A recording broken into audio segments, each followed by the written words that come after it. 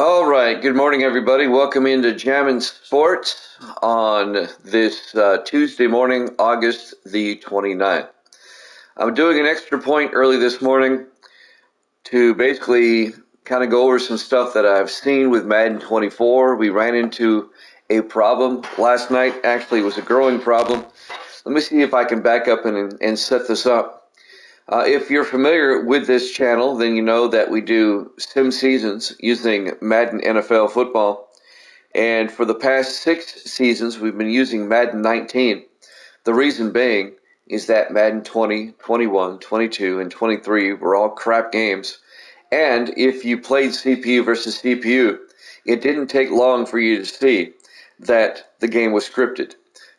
Things would happen all the time. And let me give you an example. In Madden 23, it was the same 17 plays over and over again. All right? When you played CPU versus CPU, it'd be 17 plays in rotation. Now, when the game started, you might start with game number 5 or play number 5, but the next play would be play number 6. And the game after that, you might start with play number 13, but the next play would be 14. I mean, you could write the plays down, you could track them, and sure enough, it's like when you play CPU versus CPU, the game is scripted. All right, it doesn't free flow. I don't know why. So Madden 24 came out, and we got our copy about 2 weeks ago, and we've been playing it. In fact, we're 18 games into playing it. We put our current sim season on hold, sim season number 32. After week 3, we played weeks 1 to 3 using 19. We held on a week, waiting for 24 to come out, and when 24 came out, it initially looked like an impressive game. The graphics were better, the player models were better, the game flowed better, okay? And I started converting rosters, which is an arduous detail. It takes about an hour to convert a roster, and I did 30 of them, so you do the math. Over the course of about 10 days, I managed to get all 30 rosters in, and I was playing games as I went. I was kind of so focused on that I didn't see what was going on in front of me. When we first got Madden 24, we did 3 exhibition games just to check it out, just to see if there was a pattern. But what we were looking at was a pattern with the plays, okay?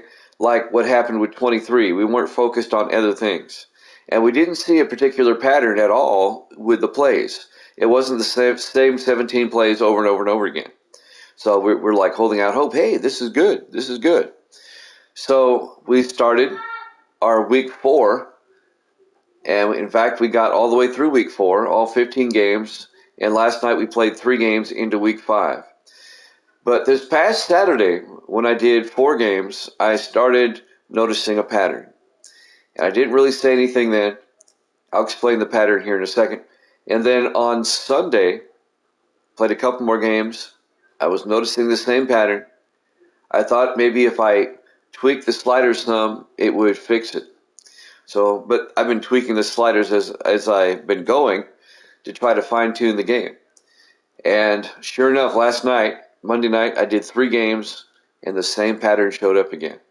It's no matter what I do with the sliders, when you play CPU versus CPU, the same thing happens over and over and over again. Let me explain what happens. All right, you can take any 2 teams. And last night, after I did my 3 games, I experimented with 2 more. I didn't broadcast them, and the same thing happened. Here's what happens. No matter what 2 teams you pick, CPU versus CPU, and it doesn't matter if it's all Madden, all-star, rookie, whatever. It doesn't matter. It doesn't matter the skill set. Here's what happens. It's a tight game going into halftime. All right? And usually around halftime, it might be like 14-10 or 10-10 or 10-7, somewhere in there. Not a major amount of points normally. There was one time when a team scored 20, but it still ended up the same. It's always tight at halftime, either tied or somewhere between 3 to 4 points of a lead by one team. Happens every time. Here's the kicker, though. In the second half, this happens every time as well. One of the 2 teams busts out and gets a lead, and they score 30 points. Once they score over 30 points, it may be 31, 34, 35, somewhere in there. As soon as they cross that 30-point threshold, okay, usually in the third quarter, then they don't score anymore. It'll be like 35-10 like it was last night, or it might be 31-7 or something like that. But in the third quarter, one of the two teams will start pulling ahead. They'll score over 30 points and then just park there, all right? And then the other team will try to mount a comeback, all right? And here's what happens in the fourth quarter. The team will find a way to get to within 3 possessions, 2 or 3 possessions, okay? And then about midway through the fourth quarter, the trailing team will have a drive, and they'll get like inside the 10-yard line. On third down, it'll be like 3rd and goal from the 7-yard line. They won't make it, and they'll always go for it on 4th down. This has happened every single time, all right? And on 4th and goal, they'll throw a pass into the end zone, and it's dropped, or it's incomplete. It's happened every time.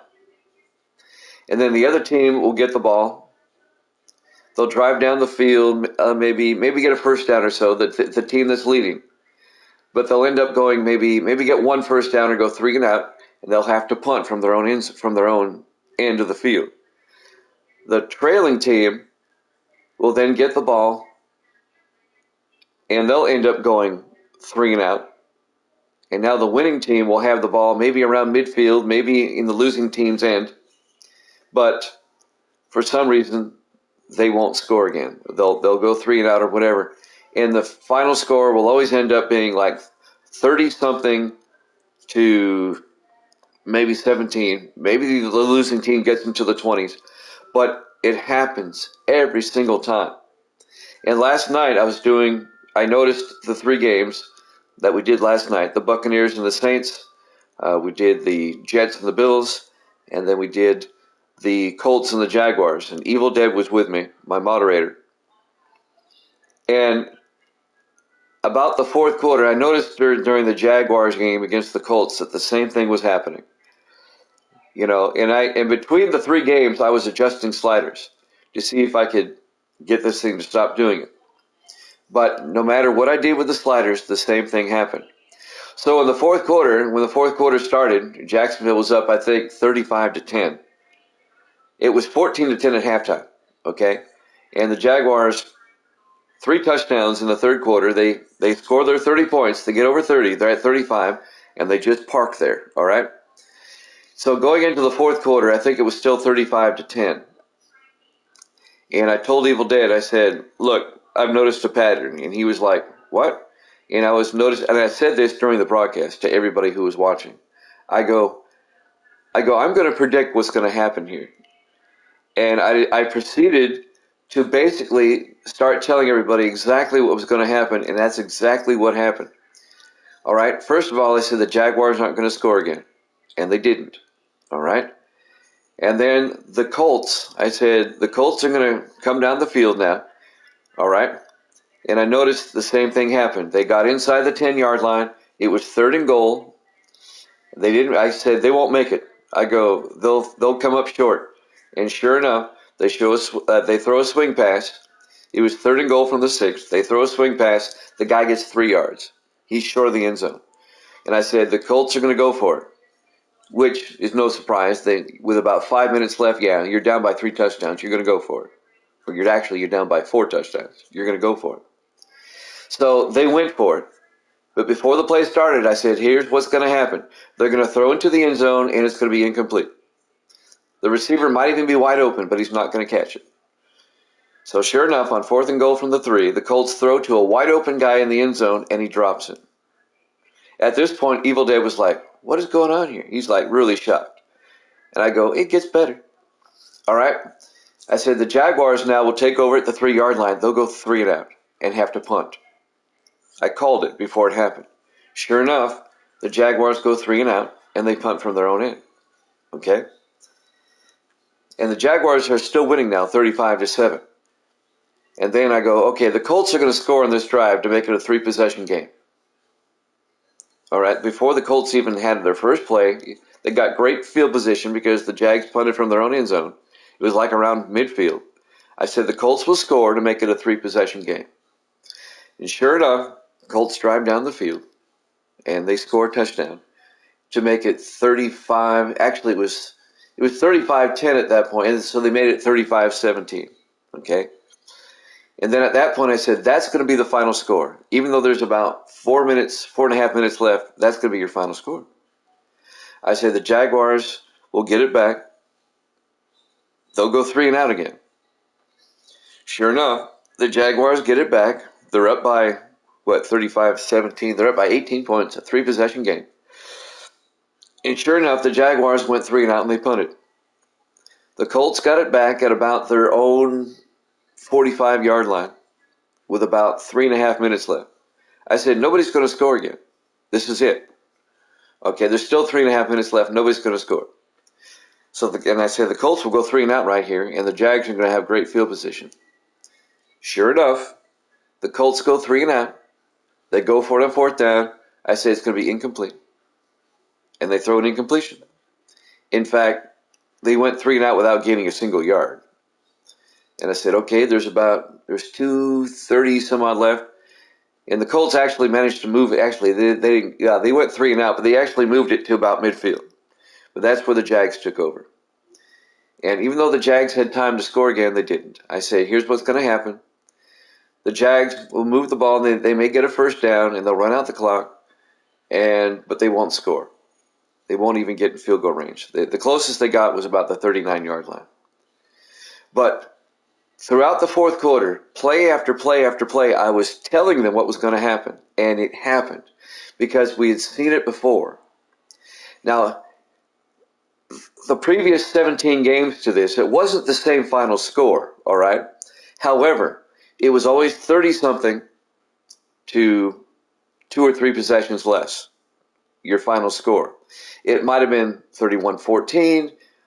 There was a game that was 38-20. You get what I'm talking about, okay? The plays weren't scripted, but the outcome was, all right? The AI was doing whatever it had to do to ensure that it was tied at halftime. One team would score over 30 points in the 3rd quarter. The other team would try to mount a comeback and come up short. It happened every single time, and I'm giving you the details, okay? However, they had to manipulate it to make it happen. So the bottom line is, when you're playing CPU versus CPU with Madden 24, which is what I do here at Jammin' Sports, it's scripted. It's scripted, okay? Now, not scripted like 23 was, with the same 17 plays over and over again, but the flow of the game is scripted. The outcome of the game is scripted. The only way that can happen for one team to always win 30 to something, 3 possessions, is for it to be scripted. It has to be programmed into the AI. So, Evil Dead last night could tell that I was really, really disappointed in Madden 24, and I am. Because when it first came out and I popped it into the console, I can see that the graphics were a lot better, the player models were a lot better, the plays were running smoother. But I want you to keep this in mind. If it's scripted with CPU versus CPU, how do you know? How do you know it's not scripted if you're playing against the CPU as a player or if you're playing against somebody else? You can do this for yourself. Take any 2 teams, all right, and put it on CPU versus CPU. If you want to do it like I did, I don't use all Madden. I go 1 step down, and I play 8-minute quarters. Do this for yourself, okay? Put it on all, I think it's on All Pro, the one that's just less than all Madden. Put it on 8-minute quarters, okay? And just play the 2 teams against each other. And I tell you, it's going to happen. See if you don't get the same results I do. Okay? So because of all this, last night Evil Dead goes, well, what are you going to do now? And here's the thing that really upset me. I spent about 30 hours changing all the rosters on Madden 24 to match Madden 19, and that's not easy to do, all right? And that's a lot of work. But I was excited to do the work because I thought 24 initially looked like a good game. I hadn't noticed the pattern yet. All right, I was about halfway through week number 4, the latter part of last week, mostly this past Saturday, Sunday, and last night, that that I started noticing this pattern. It really emerged. I was looking at the final scores of all the games earlier in the week, and I said, no, this can't be happening again. But sure enough, in the kicker last night, when I was calling the plays ahead of time, I said, this is what's going to happen now. This is what's going to happen now. And Evil Dead was just freaked out, my moderator, and he was like, he couldn't believe what I was doing. And it's like, I'm telling you, man. I'm telling you. So EA, I'm really disappointed. There's no reason. I don't understand why you would do this. When you play Madden 19, like I've been doing for the past 6 sim seasons, and Madden 18 before that, the past 8 sim seasons, it was 2 seasons with 18 and 6 seasons with 19. You never saw this. You never saw this. I mean, those games aren't scripted. I don't know why you would do this unless, especially on the newer console, on Madden, on the PS5, because you have more space to work with. The only thing I can think of why they would do this, make it so scripted that it'd be the same outcome, same general outcome, game after game after game, is because they ran out of space for proper AI for CPU versus CPU. Because Madden 24, like the Maddens before, even though it looks better, even though it runs smoother, they still put an emphasis on the ultimate team, all right? And that takes up a lot of space in the program, probably more space than we realize, and it takes away, they don't have enough space to properly do the AI for CPU versus CPU or anything else, so they do a shortcut, and they give the AI a general outcome. It's like, well, let's make the games look like this, so it looks like it's not scripted, but it is. Okay, but it's still the general. It's a general script. Every time, I'll go over it again. It's tied at halftime, maybe one possession or less, and then in the third quarter, the team that's leading will pull ahead, and once they get to 30 points, whatever it might be, 31, 34, 35, whatever, they just stop scoring. The other team mounts a comeback and comes up 2 or 3 possessions short every time. And in the fourth quarter, there's a situation where they go for it, 4th and goal, and it's always an incompletion or a drop pass on 4th and goal every time. Every time. And the final score ends up being like 34-17, 34-20, somewhere in there. I'm just. Last night, Evil Dead could tell I was upset. It was a combination of upset and disappointed. This morning, as I record this, I just want to make everybody aware of what's going on. It really is a shame that an organization, Electronic Arts, Tiburon in Orlando, which produces this game, would do something like this. They did it with 20. 20 is a bit scripted. 21, 22, and 23, you can tell it's scripted. It doesn't take long. This was a different kind of scripted. I think maybe they caught on that the same plays were being used over and over again in 23, so they said, you know what? We'll change it where the score, excuse me, is generally the same. So when they're playing it, it doesn't look like the plays are being scripted, but the outcome is. The outcome is.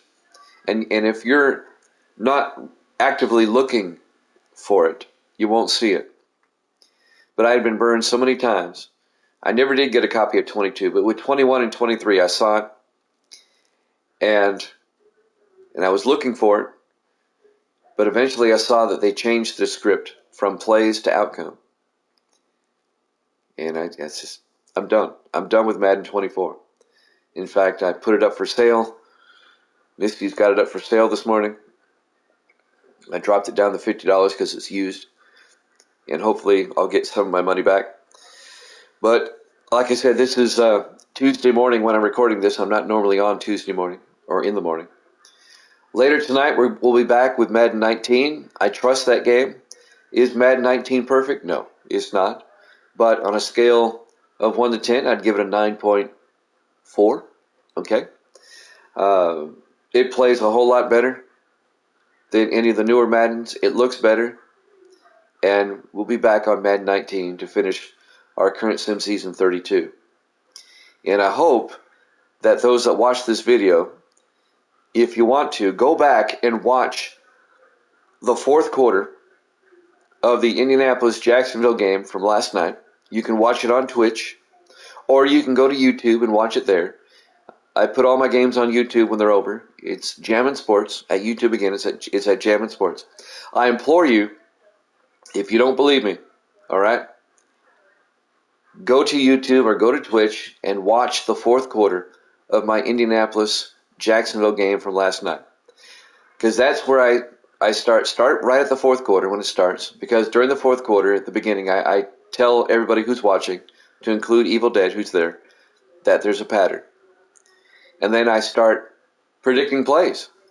I go, this is what's going to happen next. This is what's going to happen next. This is what's going to happen next. And it happens. And everybody gets genuinely freaked out.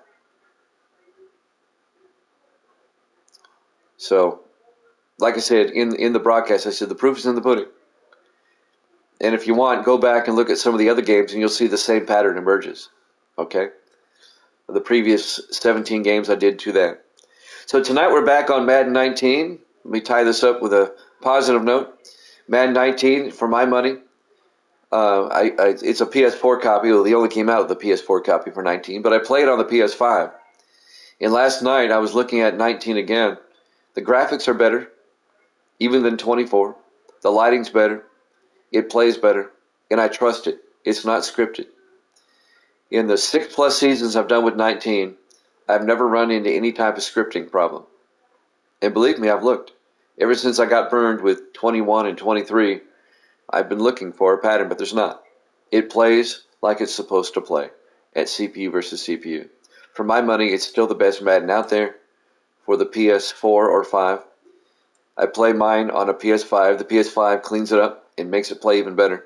I highly recommend it. If you have a chance to find a copy of Madden 19 and you have a PS5, put it on there and you'll see. The PS5 really makes the graphics sharper and makes the gameplay better. So that's my rant for this morning. I just want to give everybody a warning. And to EA Sports, I'm really disappointed. I really am. And you can do better. You need to do better.